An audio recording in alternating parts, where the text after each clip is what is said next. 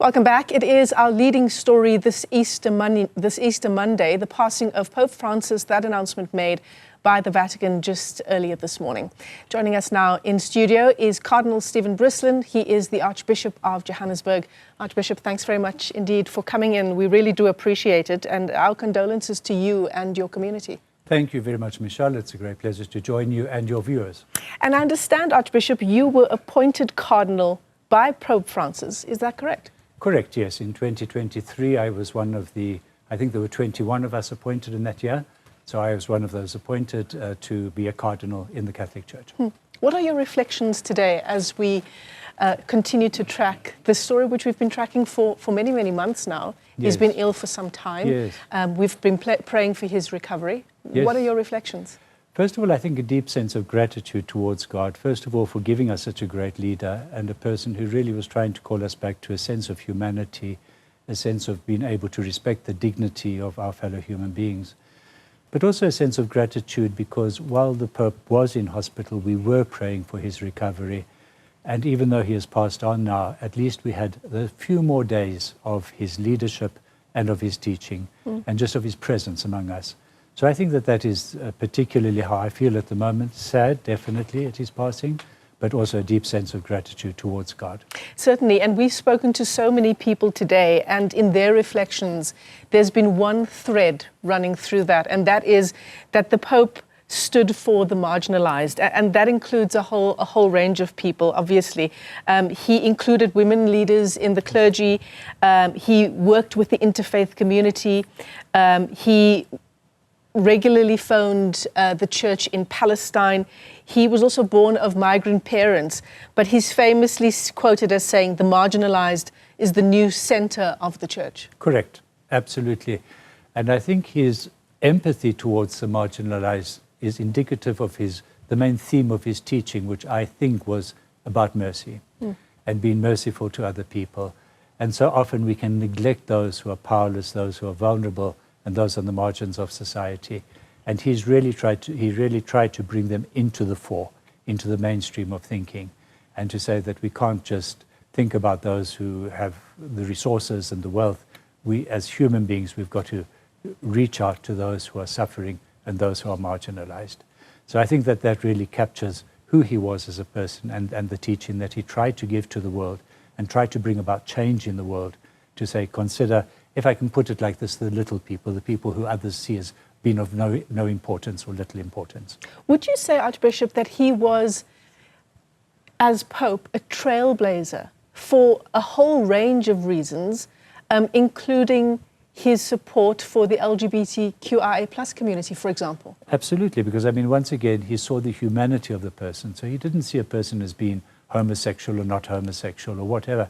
He saw the person and the struggles of that person and the needs of that person.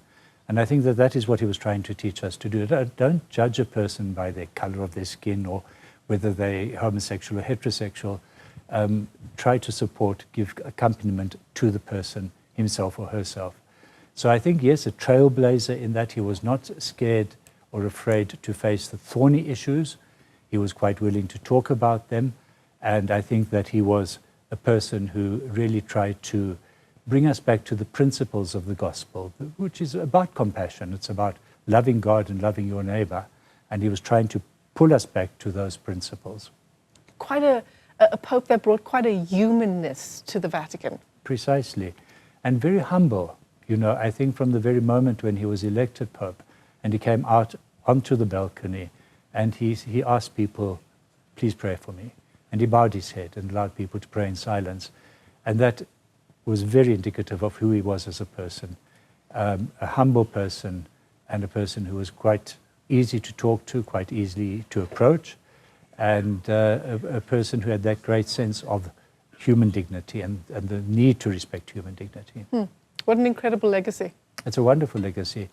And I think that, you know, he has inspired the world. I mean, if you look at the messages that are coming in from political leaders, presidents, prime ministers from around the world, you know, you can see that his message has had an impact, and the way in which he lived the papacy has had a very big impact on people. The interfaith community as well. Absolutely. Absolutely. We've had so many messages, been inundated with messages of condolence. It's been truly remarkable. And again, that's so beautiful in that it brings us all together and, crosses all these boundaries and barriers that we so often put up between people. So, Archbishop, Pope Francis has made a few trips to Africa. Yes. The DRC, South Sudan. He also prayed for the victims of the Usindiso building fire here in Johannesburg. Correct, yes. And I suppose it raises questions as we now talk about what happens in the aftermath of a pope dying. Yes. About whether we might see a pope from the African continent in our lifetime. It's perfectly possible. We mustn't forget there have been popes from Africa, but in antiquity, so thousands of years ago. But it's quite possible that there will be a pope from Africa. I don't think the cardinals would go into the conclave saying, well, we need to appoint a pope from Africa, from Asia, or whatever. I think they go to look at the best person that they think would fulfill the needs of the church and the world. But that could easily be somebody from Africa. Yes. I want to discuss with you, Archbishop, if I might, what happens when a pope dies. You'll rectify me if I'm wrong here, but it was Pope Francis himself who wanted to do away with the pomp and ceremony surrounding the funerals of a pope. Yes, absolutely. So what does that mean now? Well, we'll have to wait and see exactly what that means. I'm not quite sure myself, but I think as he in terms of the simplicity in which he tried to live his life, he wanted his funeral to be simple as well, simply to express our dependence on God, and that when we pass away, we all die as human beings. It doesn't matter whether you're the Pope or the King or whatever, you're a human being. And I think he was trying to convey that. So exactly how that will play out in terms of simplicity, we'll have to wait and see. But I'm quite sure that they'll do away with a lot of the sort of peripheries, if you will, the fringes of the celebration. His body will lie in state, I'm quite sure, because people will want to pay respects to him. But apart from that, they will try to keep it as simple as possible. The Pope also decided not to be buried at St. Peter's Basilica. I'm not sure about that, but I have certainly heard that, but I'm not entirely sure about that. I see. Yes, we'll have to clarify that as time goes on. So the conclave is set to take place, yes. and you will be there, Archbishop, as well in the next 15 to 20 days? Correct, yes. And that is, just for our viewers who didn't grow up in the Catholic Church, yes. That's the gathering of the College of Cardinals, and that is to elect a new Pope. Correct, the College of Cardinals of those cardinals who are under 80 years of old. I see. Correct. And how do you feel about that? A little bit overawed, I suppose. I have a deep sense of privilege, to participate in such an important event, and one that dates back thousands of years.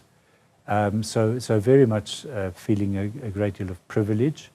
I've never been in a conclave before, so this will be my first time. From what I hear from other cardinals, it's a very deeply spiritual process, that is really based on prayer.